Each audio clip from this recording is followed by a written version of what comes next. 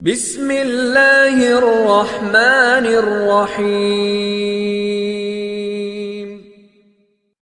Assalamualaikum warahmatullahi wabarakatuh. Alhamdulillah, segala puji bagi Allah Subhanahu wa Ta'ala yang masih memberi kita nikmat iman, nikmat Islam, dan kesehatan hingga hari ini.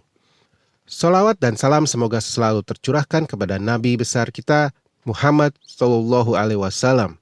Allahumma sholli ala Muhammad wa ala ali Muhammad. Sahabat beriman yang dirahmati Allah, semoga hari ini kita semua dalam keadaan sehat, dilapangkan rezekinya, dan selalu berada dalam lindungannya. Amin ya Rabbal Alamin. Hari ini kita akan membahas topik penting yang sering kita anggap sepele, yaitu kesalahan dalam bersedekah yang jarang disadari. Yuk kita refleksi bersama-sama, karena bisa jadi kita pernah melakukannya tanpa sadar. Yang pertama, bersedekah karena ingin dipuji. Niat ini bahaya banget. Nggak ada pahala, malah bisa berujung azab. Allah bertanya, apa yang engkau telah lakukan dengan nikmat-nikmat itu? Dia menjawab, aku tidak pernah meninggalkan sedekah dan infak pada jalan yang engkau cintai, melainkan pasti aku melakukannya semata-mata karena engkau. Allah berfirman, engkau dusta. Engkau berbuat yang demikian itu supaya dikatakan seorang dermawan atau murah hati, dan memang begitulah yang dikatakan tentang dirimu. Kemudian diperintahkan malaikat agar menyeretnya atas mukanya dan melemparkannya ke dalam neraka. Hadis riwayat Muslim. Sahabatku, sedekah harusnya ikhlas karena Allah, bukan demi likes, bukan demi pujian manusia. Yang kedua, menunda sedekah. Kadang kita bilang, nanti aja kalau sudah banyak rezeki. Padahal Rasulullah Shallallahu Alaihi Wasallam bersabda, sedekah yang paling utama adalah ketika engkau bersedekah dalam keadaan sehat, masih ingin harta, takut miskin, dan berharap kaya. Jangan menunda-nunda hingga saat ajal tiba baru berkata, ini untuk si fulan, ini untuk si fulan. Hadis riwayat Bukhari dan Muslim. Jangan tunggu sampai sakit, tua, atau ajal mendekat. Bersedekahlah sekarang selagi bisa. Yang ketiga, tidak memprioritaskan orang terdekat.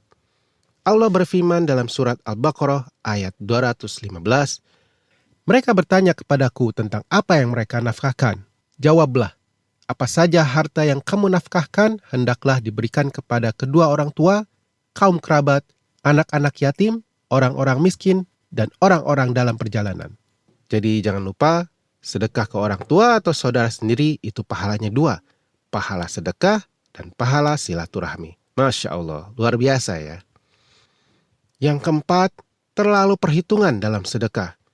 Rasulullah Shallallahu Alaihi Wasallam bersabda, berinfaklah dan jangan menghitung-hitung. Niscaya Allah akan hitung-hitung rezekinya padamu. Dan jangan menahan-nahan, niscaya Allah akan menahan-nahan rezekinya padamu. Hadis riwayat Al-Bukhari. Artinya apa? Kalau kita pelit, Allah juga bisa pelit ke kita. Tapi kalau kita dermawan, Allah akan limpahkan balasan berlipat-lipat. Yang kelima, mengungkit sedekah. Ini salah satu sikap yang paling dibenci Allah. Jangan batalkan pahala sedekahmu dengan mengungkit-ungkit dan menyakiti hati. Kalau kita bantu orang lalu diungkit-ungkit, pahala kita hangus dan lebih parah lagi, bisa memutus tali silaturahmi. Sahabatku, yuk kita koreksi niat dan cara kita bersedekah. Karena sedekah itu bukan hanya soal memberi, tapi juga tentang bagaimana hati kita berserah kepada Allah.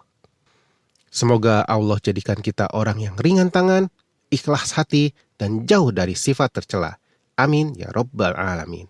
Wassalamualaikum warahmatullahi wabarakatuh. Alam kubur setiap hari berteriak menyuruh 5 peringatan ini. Assalamualaikum warahmatullahi wabarakatuh. Jika video ini muncul di berandamu, yakinlah bahwa ini adalah petunjuk dari Allah untukmu. Maka sempatkanlah sejenak untuk menulis salawat kepada Nabi Muhammad Sallallahu Alaihi Wasallam di kolom komentar sebagai bukti cinta kita kepada beliau. Semoga dengan salawat itu kita semua mendapatkan syafaat dari Rasulullah Sallallahu Alaihi Wasallam di hari kiamat kelak. Amin ya Rabbal Alamin.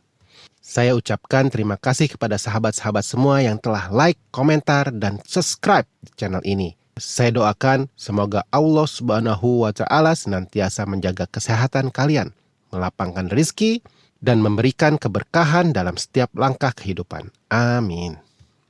Saudaraku-saudaraku yang dirahmati Allah, alam kubur adalah fase awal dari kehidupan akhirat. Ia bukan sekedar tempat peristirahatan, melainkan gerbang menuju pembalasan amal.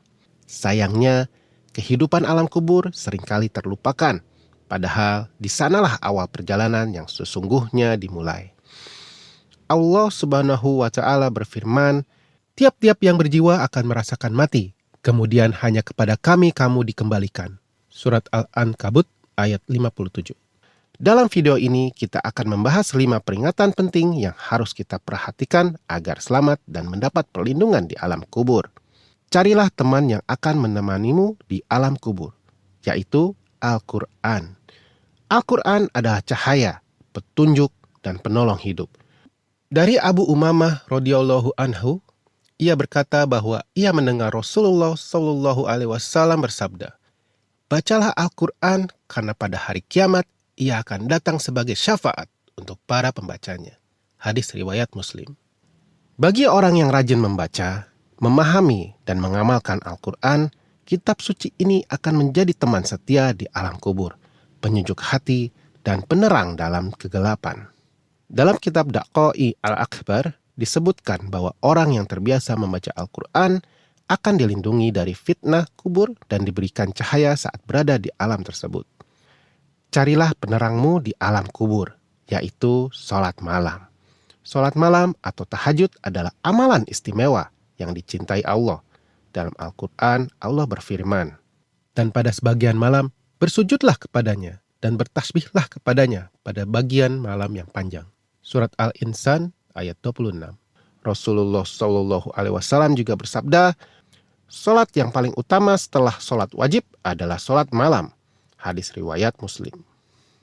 Salat malam akan menjadi penerang dan pelindung dari azab kubur, karena ia merupakan bukti kedekatan kita kepada Allah dalam kesunyian malam. Carilah alas tidurmu di alam kubur, yaitu amal soleh. Amal soleh adalah bekal utama yang akan menemani kita setelah kematian. Allah Subhanahu wa Ta'ala berfirman, "Barang siapa mengerjakan kebaikan, baik laki-laki maupun perempuan dalam keadaan beriman, maka pasti akan kami berikan kepadanya kehidupan yang baik, dan akan kami beri balasan dengan pahala yang lebih baik dari apa yang telah mereka kerjakan." Surat An-Nahl ayat 97.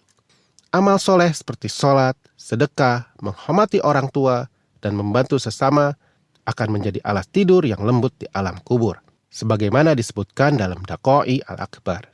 Perbanyaklah membaca kalimat tauhid, La ilaha illallah. Kalimat ini adalah kunci surga dan pelindung dari siksa kubur. Rasulullah Shallallahu Alaihi Wasallam bersabda, "Barang siapa yang akhir ucapannya adalah La ilaha illallah, maka ia akan masuk surga." Hadis riwayat Abu Daud. Kalimat ini menjadi perisai dan cahaya di alam kubur, serta penolong saat malaikat datang untuk menanyai kita. Saudaraku, jangan pernah menganggap remeh kehidupan setelah kematian. Alam kubur adalah tempat pertama yang menentukan nasib kita selanjutnya.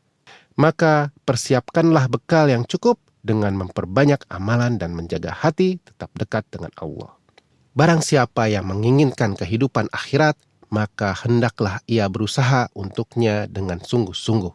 Surat Al-Isra ayat 19. Semoga 5 peringatan ini menjadi pengingat yang melembutkan hati dan membangkitkan semangat untuk terus memperbaiki diri. Mari kita tuliskan sholawat kepada Nabi Muhammad SAW di kolom komentar sebagai bentuk cinta kita kepadanya. Wassalamualaikum warahmatullahi wabarakatuh.